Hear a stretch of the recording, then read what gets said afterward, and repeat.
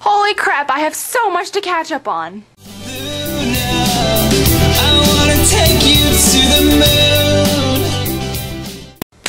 This week's discussion, the cover of Breaking Dawn. This is my favorite cover out of all of the 4 that she's released so far. It has so many layers of meaning behind it, or possible layers of meaning. We just go on and formulate theories on our own, and it's so much fun, so that's why it's my favorite one currently anyway.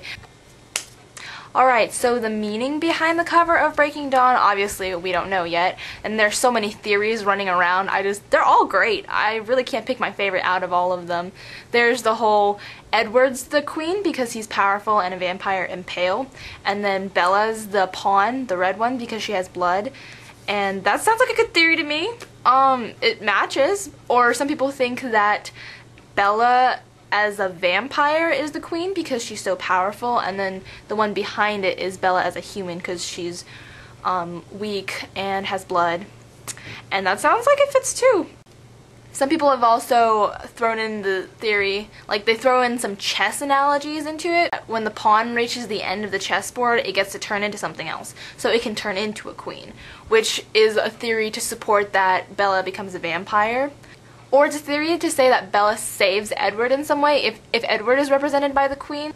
If the queen is somehow removed from the chessboard, it can be brought back by the pawn reaching the end of the chessboard. And I thought that was a cool theory that somehow Bella saves Edward. He's always the one saving her, so it'd be a nice change, I think.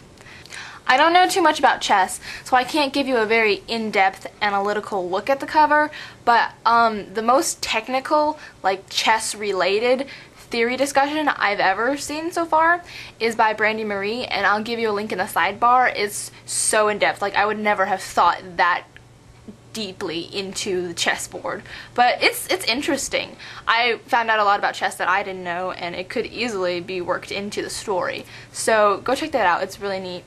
Some people have also proposed a theory that it doesn't mean the chess pieces don't point to any character in particular, that the chessboard itself just represents larger themes like struggle and battling and strategy, and also the pawn turning into the queen. It also underscores the theme of transformation. So some people think that the chessboard just represents overall themes rather than plot points or characters themselves. I honestly think that all of these theories are great. I really can't choose one over the other. They all make sense to me. Oh my god, new trailer is incredible.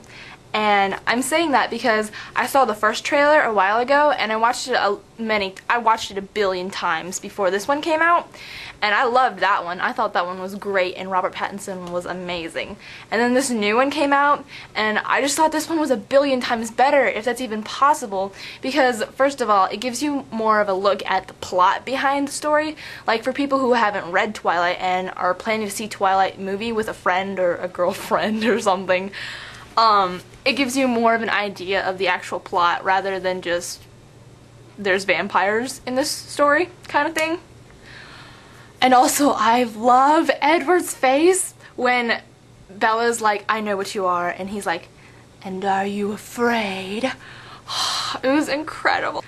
I really don't see how you could have picked anyone more perfect than Robert Pattinson for this role. Also, James is kind of hot. I'm not ashamed to say it. James is really hot, actually. Quotes of the day.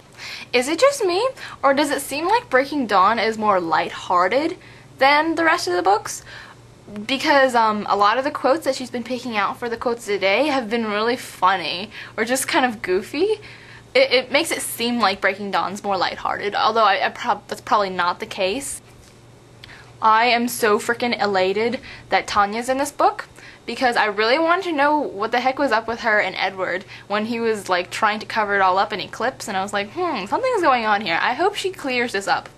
And she might present some competition for Bella. It doesn't really make me uneasy because I know those two will end up in the end. Like, there's no possible other ending. I just know those two will end up. So I have complete faith in them. And even if Tanya tries to screw things up, I'm sure that won't work out.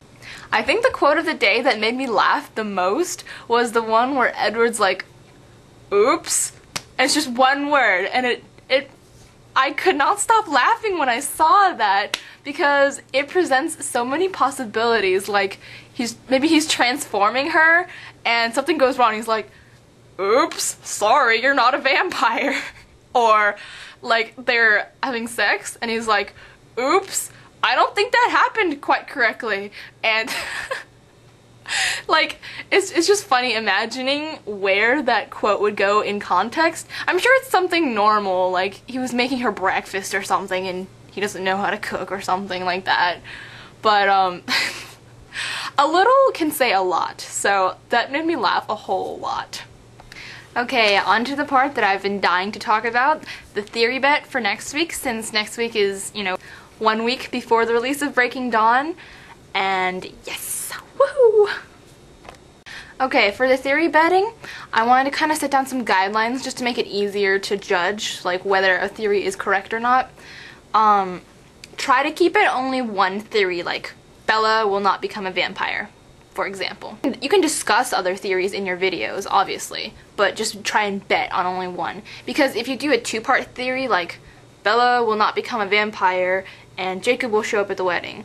So, like, if she becomes a vampire but Jacob's not at the wedding, then half of your theory is right.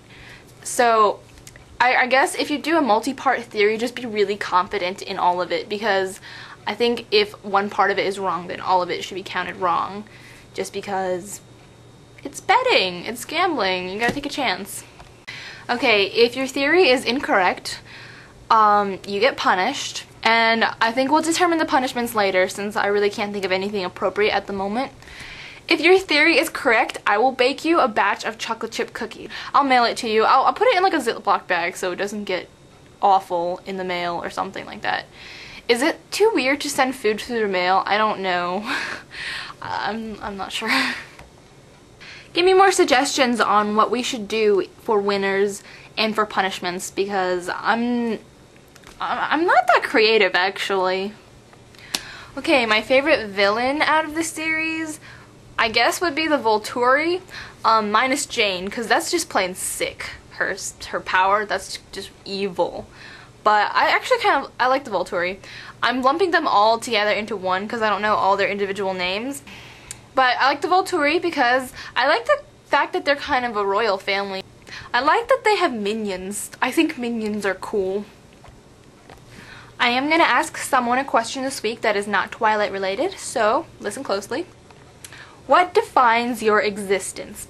Now, I know our existence is kind of a big jumble of many factors. I could say maybe art and music are defining factors of my life, or family, or, you know, they all kind of come together to make your life. But I'm going to ask you to pick one, probably the one that you like most, or the one that affects your life the most. What defines your existence, okay? Kind of a big one, I know, but I'm sure you can handle it. Okay, Miranda. Okay, I know this video is already long enough, but I just wanted to put in that for the release of Breaking Dawn, my friend Allie and I are also going to a midnight release party, and for it we're making this whole ensemble. We're making pants, we're making shirts, and we're making caps. But we're not done with them yet, so I will show you guys what they look like next week. And Vicky, I will do your challenge. I'm actually working on it right now, but I won't be done with it, so I'll post it up next week.